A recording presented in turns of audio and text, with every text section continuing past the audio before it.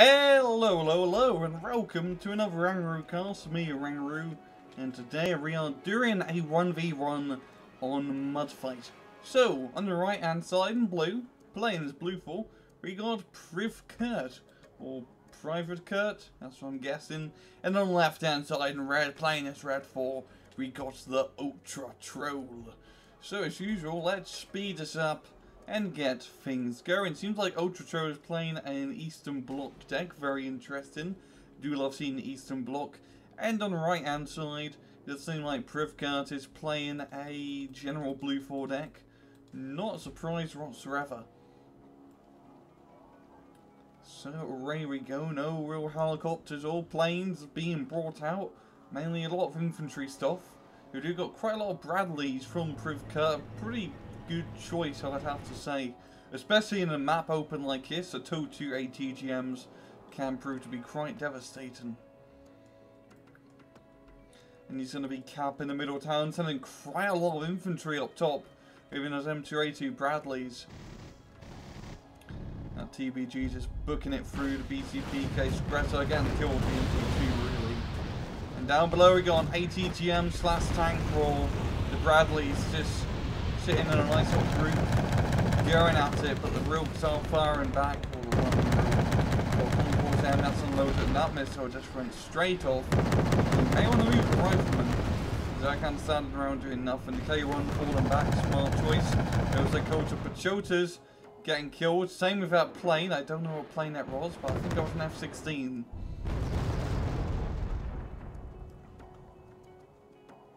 These Concourse M's are just getting really good hits, and the bonus of using infantry ATGMs in a situation like this is that the Bradley ATGMs can't target them. So in a long range fight you win. That's really quite the benefit of using infantry ATGMs, is not having to worry about enemy ATGMs. And these Pachotas are still holding onto their ground quite valiantly.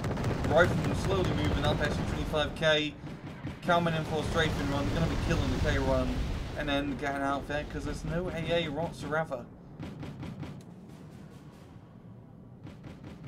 Just taking advantage of that air superiority. Is he going to come around for round 2?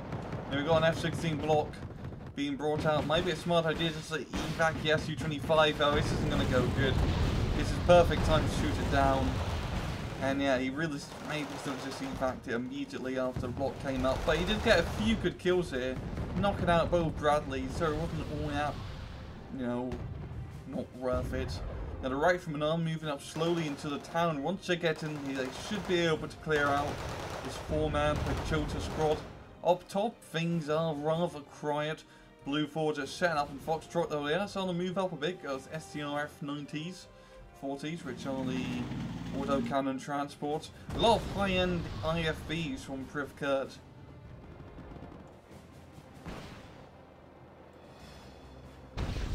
Now MI-24 just in the perfect spot, and once again, hardly any AA from Blue 4 from Kurt, so it's, oh yeah, RBS is actually going to get a few good hits. Does manage to shoot it down, but still only one man-pad infantry to hold this entire northern side. The bottom side down here, the riflemen a little bit outnumbered now. We've got more reinforcements from Troll.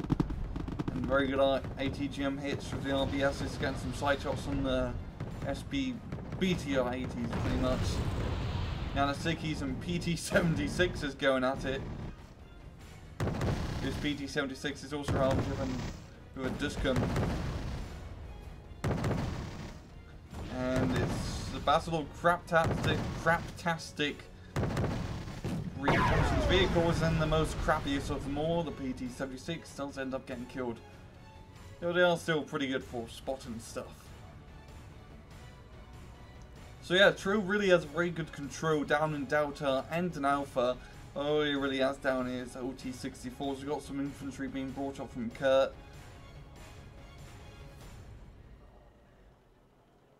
But Kurt is going to just try and get into Charlie. A little bit of a ballsy move, because this is rather close to the enemy spawn point. But if he can get up a good line of defense, he should be fine. I mean, Salamandra's going to do a bit of damage, but it only really has 2 rockets left. We got more T-55 reinforcements. Very interesting seeing these Marauders being brought out. I mean, he is playing an Eastern Bloc deck, so you don't really get yet much in terms of tank choice. Or cheap tank choice. And all the real surviving that Harrier GR7 bombing run. An oddity, I'd have to say. And I believe the Harrier did get... Nope, that was the other plane that I forgot the name of, because it's really hard to spot plane names when it's at 2 times speed.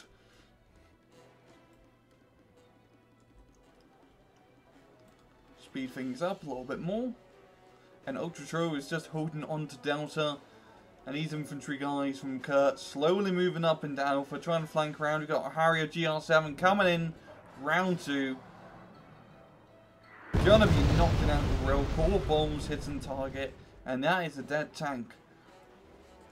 Got a Narrow being brought up, smart choice, very powerful AA piece. Got Bradley's and Akira.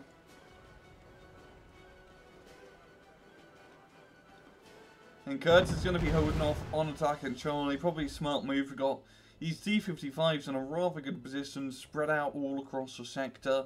While Kurt, yes, he probably has enough to really deal with this. He just needs to get some reconnaissance up and start spotting the T-55s. Because the K-1 and Bradley's can easily kill all this stuff. Just hiccuped, yeah, my bad. BGS going in for a suicidal killing run. He makes 1390 against shots, and privKurt's pretty much whole bottom flank is completely unsecured. I mean, Troll could definitely do quite a bit of damage here if he were to move up, but he doesn't really have anything really to attack with. It's a lot of defensive units from him. And Kurt, he's going around Alpha, not getting into the zone. Is he going to try and do some ballsy stuff into Charlie maybe? Or is he just trying to get around to the top of Alpha and clear out stuff over here? But yeah, his M113s are soon going to run out of fuel, so they're going to have to book it soon. Harrier GR7 and a Puff flying up. But not really... gets a Narrow. Great kill there from the Puff. Does get killed in the process, but that doesn't matter. That was a pretty bloody good kill. And MiG-29 going to be intercepting the Harrier because the Harrier didn't drop its bombs in time. Oh, he gets stunned before he could drop... Oh! It managed to drop one of its bombs before it got stunned, and it did knock out both Concours, which is definitely... That's a rather good kill. An F-16 Fighting Falcon dropping in bombs on the CV, managing to get the kill here as well. Some great bombing runs. Yeah, a little bit costly losing that Harrier.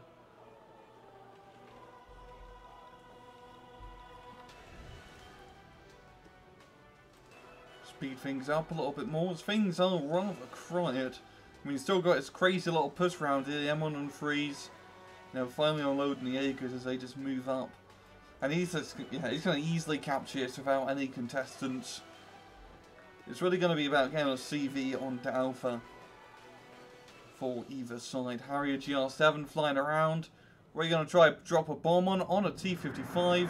And wow, it survives. I believe that was just a little bit off point. That's one of the problems with the Harrier, is that you really do have to be on point if you want to get an instant kill. Because you want the bomb literally to land on top of the tank. That's how you get the instant kill. If it's 5 to 10 meters to the left or right, they can usually survive. Yeah, privKurt just moving around into Alpha. And really, I understand why most people don't try and control Alpha. Because in a 1v1, it's already a pain in the ass because it's so scattered around the forest. And trying to have complete eyes on in such a forest engagement can be quite difficult, unless you Jaeger spam. I mean, Jaeger spam really solves all problems. Harrier GL7 getting shot down, but he does drop the bombs once again on the Narrow in a suicidal kill. Those Harrier GL7s just, even though they are getting killed, they're still taking something down with them. So that was a rather good kill there from Kurt. It seems like he's trying to do something into Delta with some infantry. LT-64 getting some ATGM hits and 1390 getting the kill. Really nice, cheap reconnaissance vehicle. I honestly like this a little bit more than the Nanashiki. As in a forest, just thing wreck stuff. Rickety wreck stuff. Even medium tanks that can kill quite easily in a forest engagement. Though when it gets hit by RPGs, it does die rather quickly. This Jägerpuss is going quite well. He's M36s and Centaurian AVRE given some very good support and fire. And these are pretty good support and fire units. For 10 points, they have 3 HE, which, you know, isn't all that bad. Considering it's a World War II tank destroyer, but when you're talking about high explosive, it's just all about the size. Now this Pouchman Jaeger is just going to be booking into the forest. It's going to easily clear this up. They're going to beat the LSCRs. Actually, no they're not. T-72 managed to get a few lucky shots, just stunning them up, allowing the LSCRs to win. You do have more reinforcements being brought up, and the Arix should be able to finish them off with good well-placed rockets. T-72 taking point. There he is spotted. We do have a fighting Falcon already on the rate to try and drop bombs on the CV. Yo, should it? Will it insta-kill it? Nope. A little bit over. Does manage to do 4 points to 3 points of damage. Henry even got a Rilk. Gonna try and knock out the M36 Jacksons. We've got a lot of infantry. More Jaegers going to be brought up into this town. And this definitely should be enough to clear this. Very good micro, yeah, moving the Jaegers out the sector, allowing his new ones to get in. And he's just going to completely capture his point, managing to get into his middle forest, which is absolutely huge. Because from this forest, you can ATGM stuff pretty much all the way around here. So it really gives you a great firing line that's rather nice and thick and bushy. Some people do like it bushy.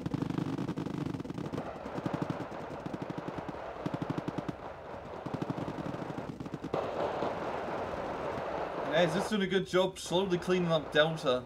Moving up some more flak panager. He's going to want some ATGM stuff to deal with these 2 TW2s. He has perfect eyes on. He just needs something to kill them. Here he does. Both his arrows did get shot down, so he can't use those, which is an awful shame, and a fighting Falcon won't be enough. He's getting some chew match, smart idea, probably, yeah, you can definitely outrange him with the ATGMs. Got the Chota Prohoters trying to get into the forest. Shalamadra giving some supportive fire.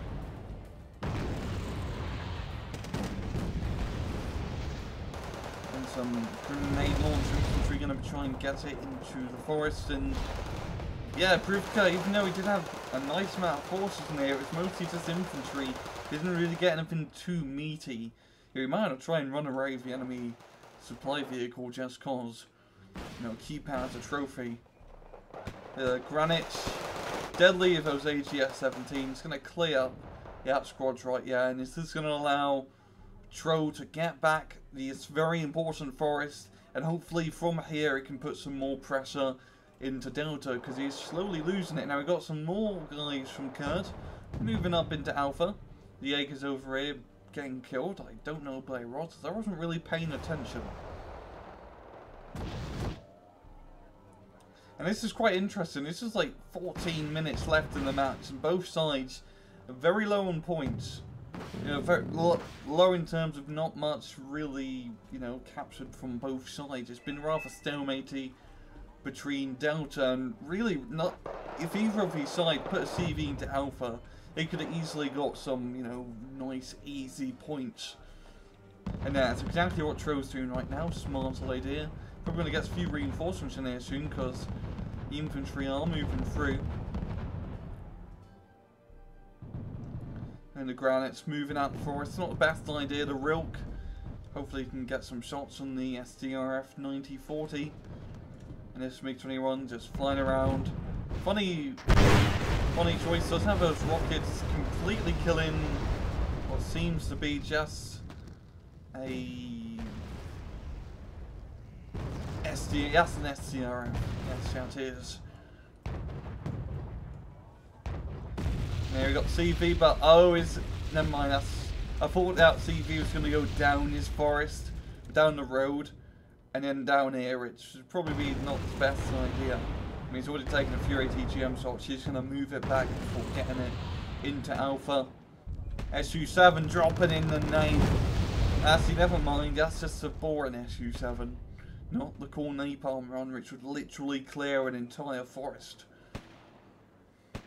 Damn, I love spamming that thing in Airland Battle. Because we all did it when we played Red 4 in Airland Battle. When you had an SU7 in your deck, you would just, at the start of the match, bring it up, napalm the enemy road, and then laugh as your units get there first. We've all been a bit accountable there. And privKurt again, a CV into Alpha, and he has Delta under control as well, so this is going to be a very nice +2, which he desperately needs. He's going to quickly catch up to Troll, and Troll really wants to get Urazy into Alpha, probably Delta now, because Alpha's got a lot of infantry in here, SU-25K flying around. Yo, RBS going to get a few good hits.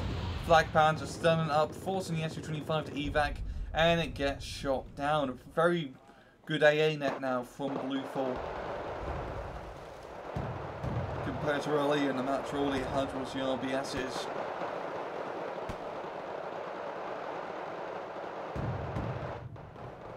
Fighting Falcon, dropping in some bombs. Missing the AGSs by a bit, and EJ because RGS outnumbered. Hill Mortars, of course, is helping out quite a bit. The AGSs are very low in ammo, actually, so they aren't going to be all that useful.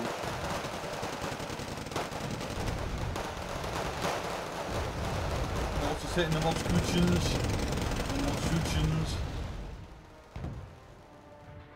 We've got mortars firing onto them.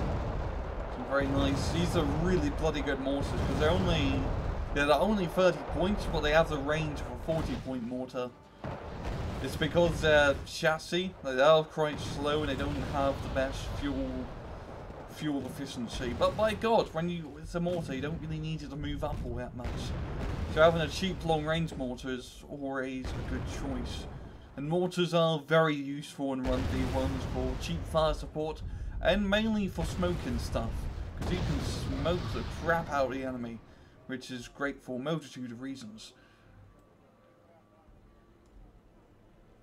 Now, privKurt, he really just has this in the bag. He's just got the momentum into Delta.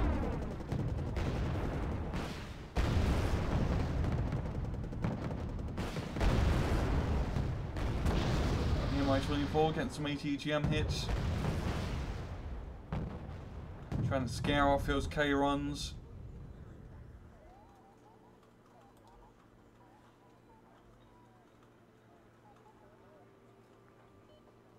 And then Kurt, he just really has the upper hand. This is definitely going to be a GG to him, so let's just speed this up a little bit more. Get it over and done with. And let's see, it's going to be slightly outnumbered soon. That's a lot of MG3s and it's a lot of infantry in general.